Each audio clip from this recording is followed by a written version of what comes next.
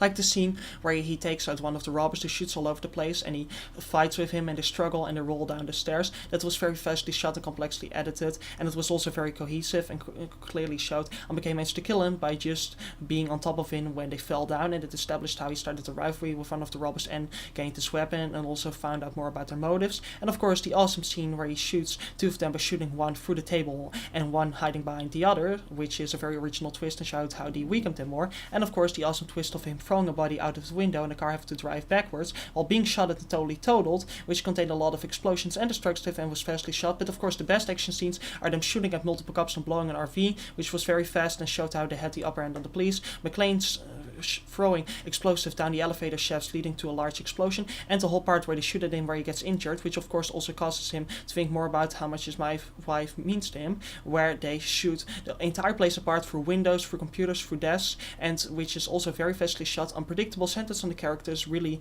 indicates the weight that there is very sudden and surprising yet cohesive, clearly indicating how one guy gets shot and then falls all the way through a window, and how the glass throws all around McClane and he therefore gets totally cut and injured. It was incredibly exciting and complex, and it all furthered the story and was well shot and contained multiple explosions. The action in this film really makes for fun entertainment, while at the same time also adding to its story and supporting a sophisticated, meaningful narrative.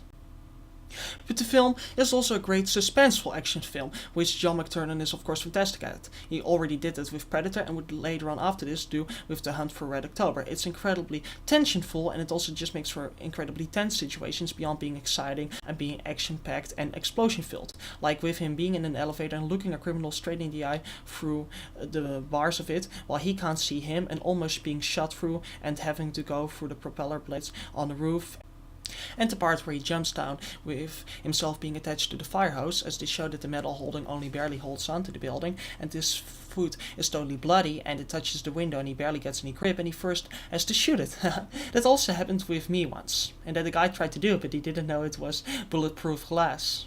It didn't end up that well for him, and that it almost takes him down. That sort of details make the action incredibly suspenseful and tense, and that he almost fell down the elevator and just barely holds on. This makes for a lot of stressful and intense moments, and adds an extra sophisticated layer of excitement to the film as well, which is what really made the original Die Hard a classic in the same way that Predator would later on become. It really is a balance of action and suspense. It, like Alien, is very suspenseful, but unlike Alien, it doesn't take that long to build up, and once it does have a lot of great action, while still seamlessly intercutting with the story and having a very sophisticated story, while also being very exciting. In that sense, it's a lot like Aliens, but it can even better be compared to the Terminator, which was a great combination of suspense and action, even more so than Terminator 2, which focused even a lot more on the action element. In that sense, it's a real classic, and also because of its grittiness. And this also makes it stand out even to this day. In other words, what makes the film great is that it's an action movie where you don't have to get high and drunk and smoke a lot to enjoy it. But it doesn't mean that I'm not still going to do all of those things. Before, during, and after. It's like how Mary was a virgin before, during, and after the birth of Jesus. Yes, she was. And if you're Catholic, I just totally ruined the doctrine for you, didn't I? Now your soul is cursed just as mine. Welcome to the club, pal. So anywho, I say that a lot. But just as with other great action films, like The Terminator, Speed, and McTiernan's own Predator, it are the great characters that make the film truly exceptional. They are all very complex, likable, three-dimensional, and original, and to again blatantly rip off Little Jimmy, I'm not gonna try the whole homage thing, that's just, why do people even bother to go for that? Inspired by that guy with the glasses. I just ripped off a 5 seconds concept, it's inspired. There was one guy who actually called it a blatant ripoff. And of course that only makes you sound all the more funny and honest, so people will only appreciate you all the more for doing something that's immoral. In fact, you're right now laughing at this, not realizing that I'm being a total cunt here who's ripping off Little Jimmy. You are allowing all of this to take place, you do realize that, right? Just checking. You're everything that's wrong with this world. I am evil, but you're pragmatism.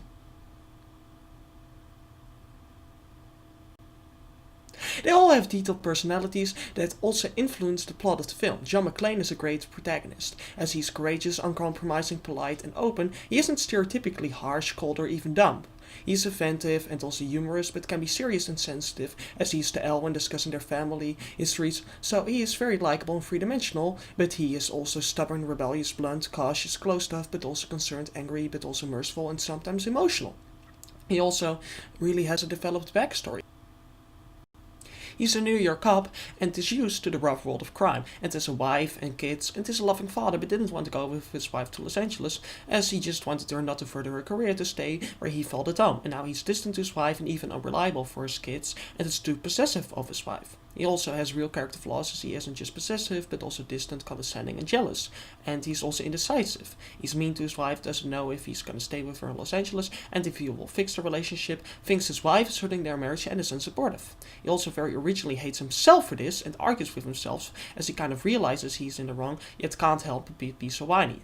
But when the robbers take over, it is his rebelliousness that causes him to escape. But he at first is indecisive and conflicted, and even tries to spare some henchmen, which almost gets him killed 2 times. But he gradually becomes more decisive, managing to contact the police, murdering robbers by using their own explosives. When he sees how they take down the police, he also becomes more caring and also more self-confident, telling the police chief that he's part of the problem, and more open when he realizes how much Elle supports him.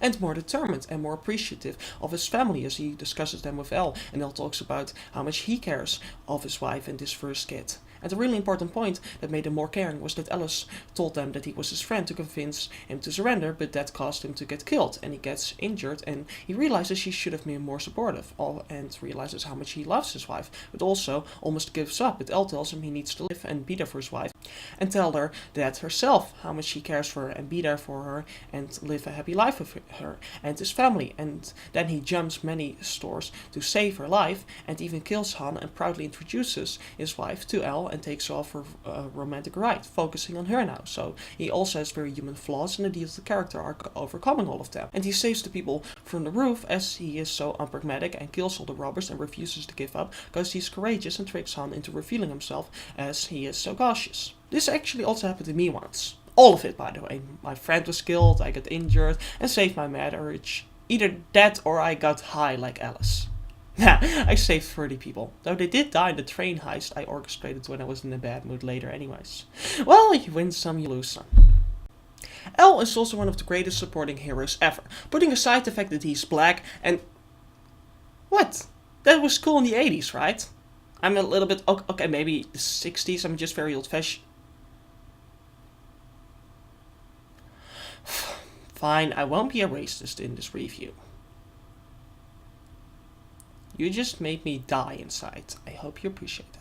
He is really deep and sympathetic also. He shot a kid and so specific, lazy, and apathetic and cowardly, but when he sees how much John McTiernan is in trouble, with how brave he is, he becomes more caring, comforting, optimistic, yet he's also more obedient and calm, telling John McTiernan that sometimes you need to listen and sometimes you need to speak. But when his superiors ridicule McTiernan, he becomes more outspoken and critical himself, and he also loves his family and is forgiving when McTiernan makes demeaning comments about being a desk cop, and he explains why that was. That it was because he shot a kid. He explains that he couldn't have known and doesn't hold a grudge about it. That's also very original, makes him very likable. And he can be startled, and at the end he becomes very courageous and kills the last criminal. He's also sarcastic, and he convinces McTiernan not to give up and gets the police to come and helps negotiate with Hans, as he's caring and also optimistic. So he was crucial to the story, very likable for his optimism, honest and had a detailed arc, and in an original twist, instead of being brooding after a traumatic event, is more lazy and cowardly.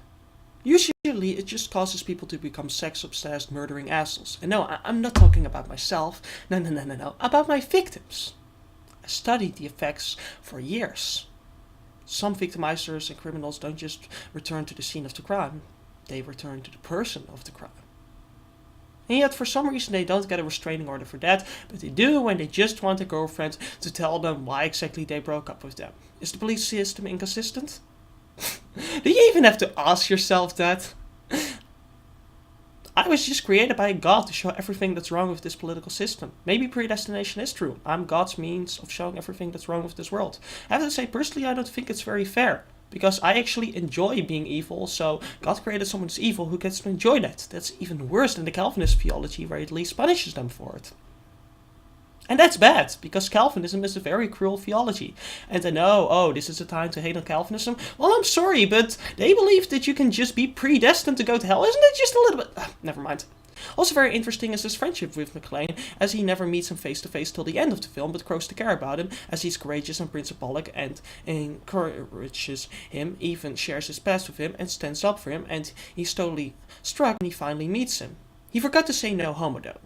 It is really original how they bond just by talking through the walkie-talkies, and how sentimental they are and complementary, and that they both support each other. It's really deep and three-dimensional. Again, someone should say no homo. And to reference Scrubs, again, I'm worse than the thought. Okay, that's too harsh. I'm equal to you. I mean, has there been anything neither of us could not turn into a sex joke? Well, ask that guy, because he is a walking sex joke. Yeah.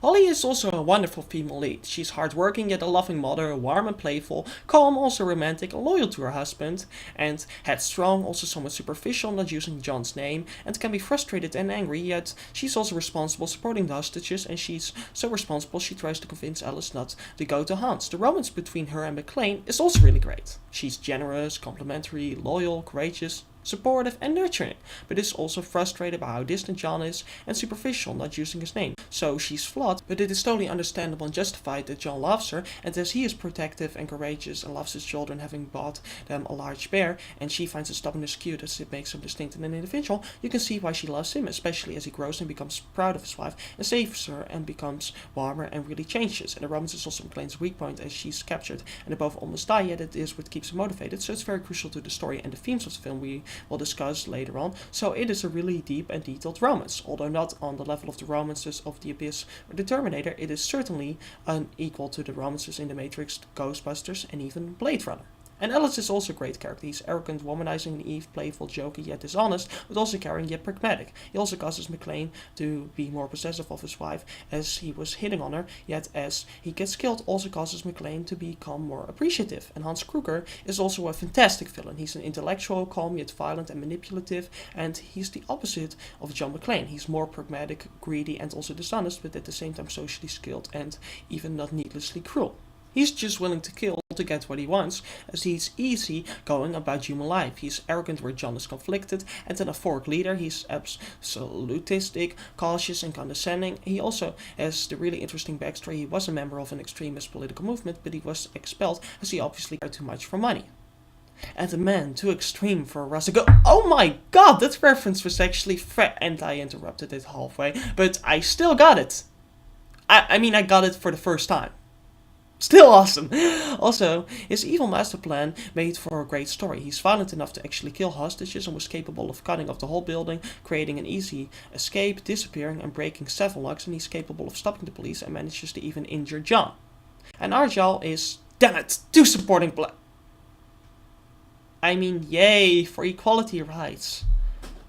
And love your fellow man, we're all equally created by God. I hate my religion. Anywho, Arjal is also great. He's supportive, relaxed, positive, intrusive, with many questions about John's marriage, and actually so loyal he stays in the limo for hours to wait to see how John and his wife do, and writes them off at the end. He's jokey, frustrated, and courageous, and clever.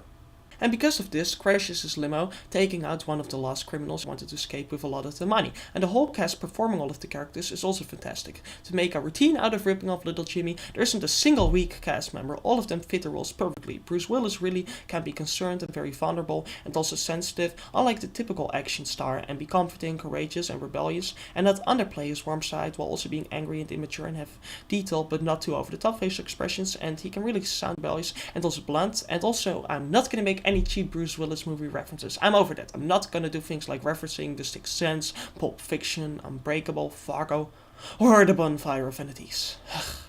Alec Rickman also has a perfect arrogant voice and can sound manipulative, be intellectual, violent, and forward, calm and careless. Also very dry and sarcastic in the scenes with Alice. And he really plays a fantastic villain. And no, I'm not gonna reference Severus Snape either. I'm really grown here. Bonnie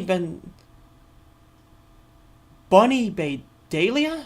Really? You call your child... Okay, that was mean. Can also be romantic, caring, yet stern, playful, courageous, and angry. And Reginald Phil Johnson can also be sensitive, supportive, angry, and sensitive. And the Fox White is also confident and intense, but not too over the top. And courageous yet cranky. And Hart Bochner is also really awkward and arrogant, and has a really over-the-top smile. It's also very dishonest.